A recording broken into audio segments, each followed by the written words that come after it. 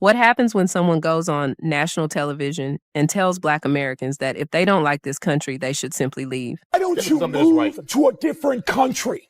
Why are you staying here? Young 10-year-old, very intelligent-looking young lady, a Black young lady who will not stand for the Pledge of Allegiance in her classroom. She doesn't want to stand up because apparently she believes that Black Americans need a lot more to be done in this country. You know what I believe, Cornell? And I know you supported her publicly. I think at 10 years old, she has no real understanding of what America is. So I wonder if her parents have sat her down and explained what Americans have given their lives, white, Black, red. It doesn't make any difference.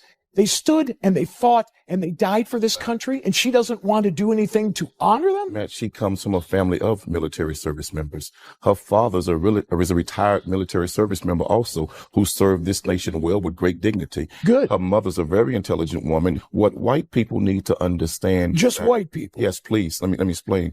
That national anthem was written by Francis Scott Key, a slave owner. Oh, here we go. Who demonized and hated Black slaves and Black people. Go research the third verse where he says, "There's no refuge in this country for the hireling or the slave. Both should be turmoil to the grave." How's her parents doing? This is a man Are they successful? that promised turmoil for Black people to the grave. Would you ask Jewish children to say a pledge to a German anthem that disrespects Jewish people? If they're No, you living would in not. Germany, No, sure. you would not. Well, sure. That disrespects Jewish people? Then No, why? you would not. You certainly can kneel down. In America, you have the right to do that. America looked at the same way at Rosa Parks when she refused to get up and give up her seat to a white man on the bus. But history vindicated her. History vindicated her. Two different America things. demonized Harriet Tubman for freeing slaves from slavery, but history vindicated her. So I say to that young girl, you stand strong, stand up, and stand for what you believe in. And to all of those who are too coward to do it, don't get in that young girl's way. Others support that young girl. What would you like her to say to the men and women who have fought for this country like I ran into over the weekend? The Black men and women who fought for this country and some who gave their lives. And ask the Black men and women who served America in its military, like in the Independence War. We helped America get it, and we were still slaves after. Ask those in Vietnam who gave their war on Vietnam battlefields, but then came back and was called niggers in their own country. We have fought in America's war, and we've never been given the justice and the due process of everybody else in this nation. Then why don't you move to a different country? Why are you staying here if you don't like it? Let me tell you why. Because the country belongs to Indians. You white folks stole it from them, raped and robbed their people. This not your country. You all came over here and stole it and beat the hell out of them. This not your country. It was my country. You all need to go home. You all need to go back where you came from. If you don't like it, why don't you pack up and go? Let the Indians decide who should pack up and go. And I guarantee you Black folks will stay, and you all will be on the first damn boat leaving here. So don't try that, brother. You all didn't make America. This is not your country. What you should do is sit down with someone who has fought for this country, Cornell. Get their opinion, too. Tons of Black people have, and what have we gotten from it? For one man, that moment didn't go the way he expected. Instead of silence, he got a history lesson in front of millions. Blacks and you have niggers. What's the difference between a Black person and a nigger to you? I've talked to Black people. Black people, they don't want to come up here. They don't want to cause any trouble. That's a Black person. A nigger wants to come up here and cause trouble all the time. That's the difference. Of Black people. What is it you are afraid Black people are going to do? I mean, that's what I'd like to know. I'm afraid of them coming to Forsyth County. I lived in Atlanta. I was born in Atlanta. And in 1963, the first Blacks were bused to West Fulton High School. And I go down there now and I see my neighborhood and my community, which was a nice community, a nice neighborhood, and now it's nothing but a rat-infested slum area because they don't care. They don't care. Thank you. No, shut up. What's that? You know. Do you mean they, us, the entire Black race? The entire Black race? Blacks and you have niggers. What's the difference between a Black person and a nigger to you? I've talked to Black people. Black people, they don't want to come up here. They don't want to cause any trouble. That's a Black person. A nigger wants to come up here and cause trouble all the time. That's the difference. So it's clear that we are watching the fall of the American empire in real time. And there is a stark difference in the way that the white community is responding and how the Black community is responding. The Black community en masse has completely withdrawn. They fought, they campaigned, they warned us, and we chose the orange man anyway. and they're out. The white community, on the other hand, is fighting, those of us who aren't under Trump's spell. And there is this real sentiment that if we can just get Trump out of the way, then we can all get back to normal. But the thing is, that's not what God is doing. And I'm not a nihilist, but we're missing the point. The point is this white supremacist system has wreaked enough havoc. Enough. And God is judging it. And the fact that we are clinging so hard to it makes me wonder, what does the Black community see that we don't, that's allowing them to totally let go right now? What was supposed to be a smug challenge quickly turned into a public humiliation, as he was reminded that the very land he claimed ownership over never belonged to him in the first place. I saw this comment that said, I'd rather be poor in an all-white country than rich in a multicultural one. As a Black person, and saying to me that in this country, you can have a 400 or 500 year head start and still be poor, whereas very small percentages of Black and brown people are successful. And it got me thinking of the very ethos of what Trump is running on and what MAGA feel. You know, what nobody wants to talk about is you lose the racial demographics in your country. Is it wrong for a person in our country to want a country that's majority white? Is that a wrong thing? And if you replace the native populace with people from other countries, that is going to change that culture. So it's... America is a country that was founded by migrants. Was it though? I mean, who are the founders? They were white Americans that came over here and then... I beg your pardon. I beg your pardon. He's running on the misalignment of what it means to be white in America and the fact that they never were able to attain wealth in what is considered their country, and pinning minority presence and success against poor white people. And it's sad because if I was poor and white, I wouldn't blame other people for my predicament being in a country that was made for us. But it seems to be working. And that's why we have a rise in white nationalism, because for too long now, these people feel as if they've been pushed to the side, irrespective if it's other white rich people pushing them aside and making their conditions their conditions. It's easier to blame us because we're closer in proximity. It's also, as a Black person, insane to me that in this country, you can have a 400 or 500 year head start and still be poor, whereas very small percentages of Black and brown people are successful. There are more educated Black people than there have ever been. Black women are holding higher secondary degrees than anyone else. Asian Americans are some of the most educated people in the world, and the list goes on.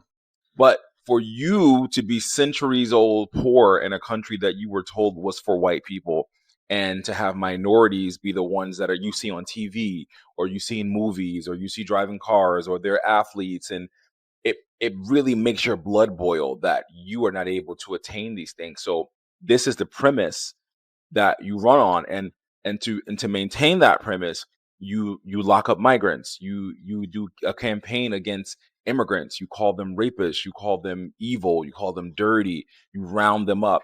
And in those actions, you make us poor white people feel vindicated. Yes, we're getting these people out of our country. Because that's the only semblance of power they have, right? Is racism. It's not actual wealth. It's not actual jobs. It's not the power to control anything, because we live in an autocratic society in which oligarchs run all of those things. So they're not a part of that, but they can be a part of racism.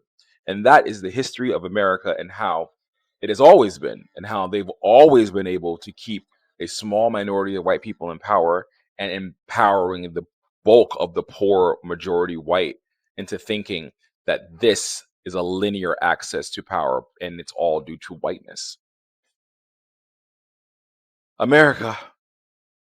And that single moment sparked a much bigger conversation, one about race, power, privilege, and who really gets to define what America stands for. What I need the world to realize is that Americans do not give a shit about you. The majority of Americans don't even know that your country exists. They wouldn't be able to even pick it out on a map. If the United States government decided to yeet your country off of the face of the earth tomorrow, the majority of Americans would not bat an eye. Half the country would support it. The majority of the other half are apathetic to it. The people in this country who actually give a shit about the world are an extreme minority. And so why does the world continue to care about America in this way? Following American trends, adopting these cultural practices that are largely rooted in consumerism, looking up to American celebrities and public figures, this country and its people are nothing to emulate. American consumption habits are literally destroying the world. This country is only 5% of the world's total population, but is responsible for a quarter of the trash that it produces. The parasitic government will destroy countries without batting an eye. And realize Donald Trump is not the first to do this.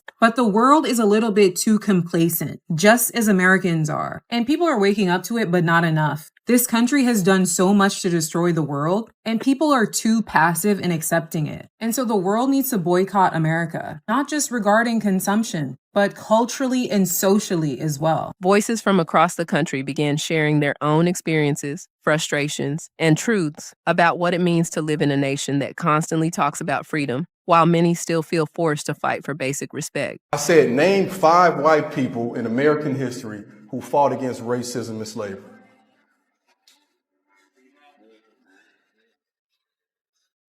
And I want y'all to think about that, because have there been 5 people? Yes.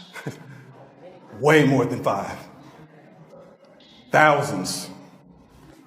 And I would ask you as a follow-up question, why can't you name them then? Because if we are to live in a society that is supposed to be anti-racist, meaning something that we create that benefits all people, not someone more than others, then we should know about people who've been fighting for years and years and years. We should know about Reverend Bruce Clunder, who was a white guy who was protesting school segregation in Ohio, and Ohio is considered the North. He laid his body down in front of a bulldozer in the 1960s to protest school segregation and died. We should probably know about Ann McCarty Braden, who organized with Rosa Parks, and she helped organize white Southerners to join the civil rights movement and to go against redlining, which was systemic ghettoization. She bought a house in her name for a black couple who could not buy a home in the neighborhood they wanted to go to. It's a lot of people. Reverend James Reeb, who marched with Dr. King. We don't often talk about John Brown, is probably the most infamous one. But even beyond him, there are so many other folks, even during the period of enslavement. What that means is we can never say they were a product of their time. Not necessarily. They were a product of peer pressure. Think about it that way. Because we know deep down inside when something is right or wrong. General Lee in the Confederate Army, he has a descendant, Robert E. Lee. He has a descendant right now who's a pastor, white guy, who's anti-racist. Was that an easy thing to do? No, because he got kicked out of his church congregation because of that. But it was a bold thing to do. So when we talk about miseducation, it ain't just like, dang, black people, y'all ain't learning your history. White folks, y'all not learning your history. The last time we saw white people in the streets with the same level of hate and rage that we think we should be seeing now is when they were fighting segregation. Somebody had to say it. Argue with your mama. So do y'all remember how Black Lives Matter protests were being talked about? Not discussed, but talked about. Riots, chaos, violence, animals. They were calling us animals. Every news segment looked like the apocalypse. One trash can on fire and suddenly the whole movement was criminal. It didn't matter that millions of people were marching peacefully. It didn't matter that we were begging for accountability. We were begging these people for accountability. All that mattered was how fast can we shut this shit down? Now, look at how they're covering these No Kings protests and the ICE protests. And be serious for a second, because they out here throwing snowballs. Snowballs. They're laughing, they're bundled up, cosplaying rebellion. Meanwhile, in the same cities, their neighbors are getting slammed into walls, grabbed in front of their kids, kidnapped off the streets. And the coverage, what's that looking like? Emotions are running high, right? The people feel unheard. Concerns about government overreach. Concerns. And that's when it clicks. Black people protest, and the question is, how do we control them? When white people protest, the question is, how do we listen to them? Same streets, same disruption, wildly different tone. Now, back to when we saw white Americans as angry as they should be now. That was rage. That was mobs that we saw. That was screaming at kids walking into schools. That was violence wrapped in concern. And even then, it wasn't framed as extremism. It was framed as fear, as loss, as people struggling with change. Sound familiar?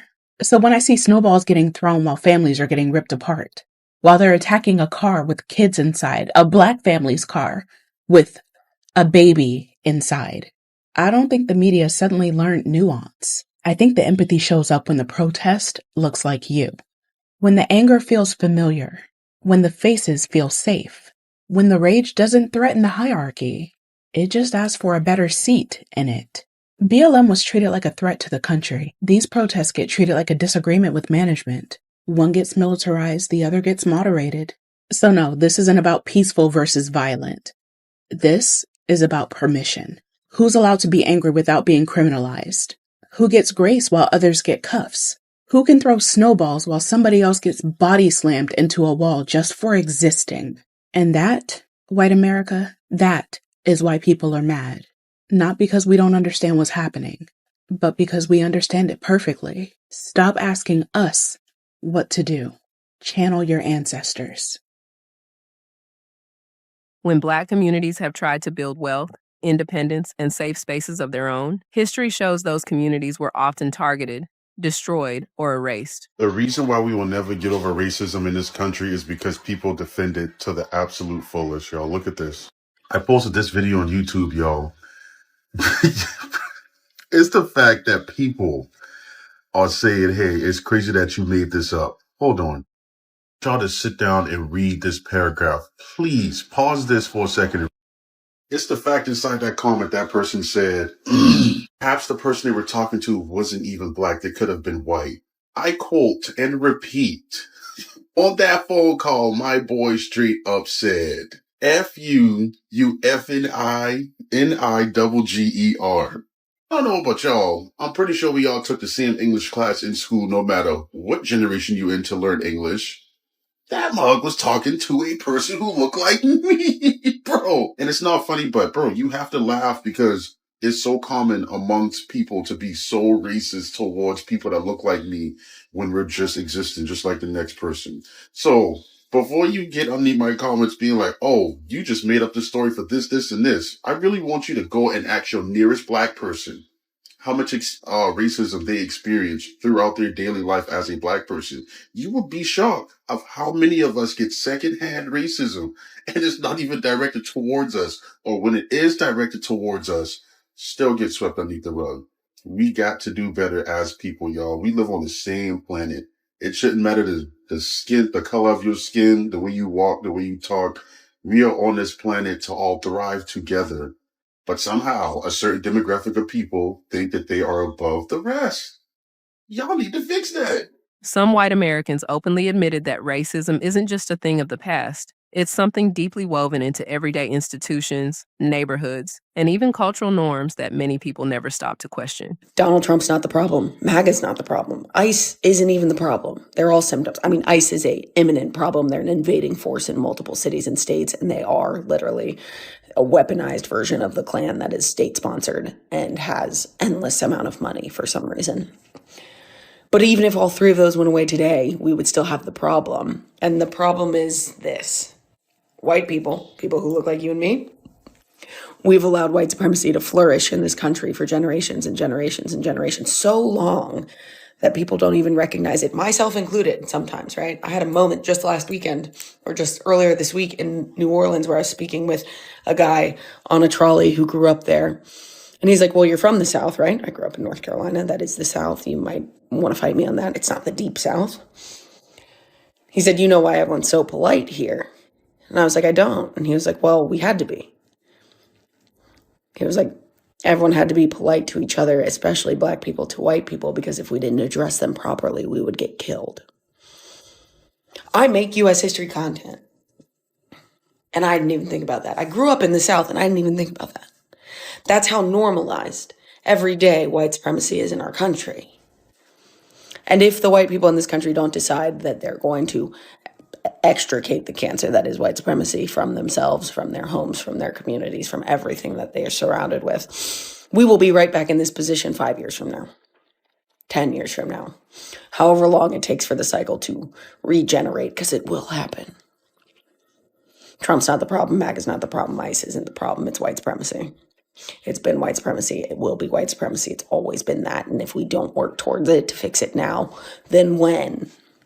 Oh, and by the way, if you're a white person watching this, guarantee you, when we get rid of white supremacy and the systemic white supremacy that kills people every day, every single one of us will be healthier. We'll all be wealthier. We'll have better access to food. We could even have walkable cities. We could have walkable cities, but that's white supremacy in action, right? The way we've designed our cities is white supremacy in action. So just think about where you want this country to be in 5 or 10 years. Think about how loud you want to be. You will lose people. That's okay. We'll have each other. Let's go for it. I want you to listen to what I'm about to say, think about it, and then reply. White America and everyone who aspires to join it has put us wildly close to potentially destroying 3 billion plus years of evolution in like an hour. And it's largely because of their anti-blackness, white Americans specifically. It's insane that we're not holding their feet to the fire enough. We are still babying this population in a way that is absolutely ridiculous. There's a non-zero chance. In fact, it's scary how far from zero the chance is that Trump presses a button and drops a nuclear warhead on a foreign country. And this is not a first-time occurrence because if you recall, during his first presidency, there was concern amongst high-ranking military folks that Trump would press the button. Like, really think about that. Within an hour of a genocidal decision like that, life as we know it on planet Earth could just cease. The stress and anxiety that people are feeling all over the world, the increase in prices that people are feeling in regions like Southeast Asia specifically right now, it's all a direct result of the racism of white Americans and specifically their anti-blackness. And I guarantee you, every time I say anti-blackness in this video, the views are dropping directly after, because across cultures, non-black cultures within the context of the US, there's an express fatigue with hearing about anti-blackness. And the fact that people always want to stop at that juncture in the chain is why nothing ever gets fixed, because people, oh my God, when you strip away all the bullshit, Trump ran on racism and sexism, period. On the racism front, his go-to shtick was anti-immigrant, specifically anti-Latino sentiments, right? This is a chart displaying increases and decreases in immigration to the US over the last 200 years or so. You see this huge spike. Do you see this huge spike? Take a second to look at what they correspond to. Okay, good. It's from this point onward that we see anti-immigrant sentiments become a staple of American culture. Look at where this spike began. This spike begins where the Civil War ends, where our ancestors were freed. No more free battery pack to power this entire economy, north and south. So without delay, the doors are open to generate more expensive labor for capital holders. Moreover, the psychological wage that comes with whiteness and aspiring to whiteness is slightly diluted at this point, because despite the fact that blackness is still subcasted, black people are no longer inherently enslaved or enslavable, legally speaking at least. Many of those European immigrants who came into the country right after the Civil War weren't even considered white, but it's over the course of the next century and through a process of indoctrination, including adopting anti-blackness, that some of them become white. That becomes the template for the American dream. It's half-baked, right? They're selling it as they're baking it, but that's the template. Move here, drop your culture, move to the suburbs, adopt consumerism, become anti-black. These are staples. These are requirements in the rubric to become white. That's the glue holding it together as new layers are being added to this racial hierarchy cake that is America. Speaking in general terms, the white people in this country are the most ignorant of the socio-political reality of this country, and they're anti-immigrant and they're anti-black. And the immigrant population, speaking in general terms, is anti-black, right? It's layers of awareness and it's also layers of subjugation in terms of social status. I'm not talking about material, although it's often reflected in the material too. My point being, Trump runs on anti-immigrant sentiments and wins handedly with white Americans, and also sees a disturbing amount of success with Latino Americans. Understand that ideological framework and all the mechanisms within it only are there because America was trying to answer the question, what are we going to do without slavery? What are we going to do if we have to stop treating, legally speaking, black people like animals? That's the basis. And now we are on the precipice of destroying the entire planet. And at 1,000,001 junctures during the Reconstruction period, during the Civil Rights period, shit, during the Obama years, if you want to throw that in there, white people have had the opportunity to stop being so fucking ignorant. And they have chosen not to. And now we are on the precipice of the entire planet potentially being destroyed for a myriad of reasons, but the most pressing being nuclear warfare. And so for me, on a personal level, I no longer have the capacity for the fragility of white ignorance. Final point being, now that it's been made the entire planet's problem, the entire planet needs to understand this. The entire planet needs to shame white America into being better. Period. You're fucking up the species. That's without even touching the religious component of all of this. I can understand if you still think America is racist, at least in some systemic ways. I'm not here to debate you on that. But you said that the country didn't get less racist. So you're telling me that America in 2026 is just as racist as America was in 1965? That's what you're telling me? Like, at some point, like, we just gotta be honest, y'all. I'm not here to try to sway you to not believe that racism is still alive and well today. That's not my argument. But we gotta be realistic. Generation after generation, America has gotten less racist. Like, we have to acknowledge that. There's nothing wrong with saying that, guys. If anything, that's an ode to the progress the country has made. That's an ode to Black Americans and the work we've done to submit ourselves in the fabric of this country. But to say we're still racist today, as we were 60 years ago, is honestly a discredit to all the people who put in work to make sure this country isn't as racist today as it was in 1965. Oh my Lord. It's so weird watching Black people get mad at white people for starting functioning white communities. It's like, you know how happy we'd be to see Black people start a functioning Black community?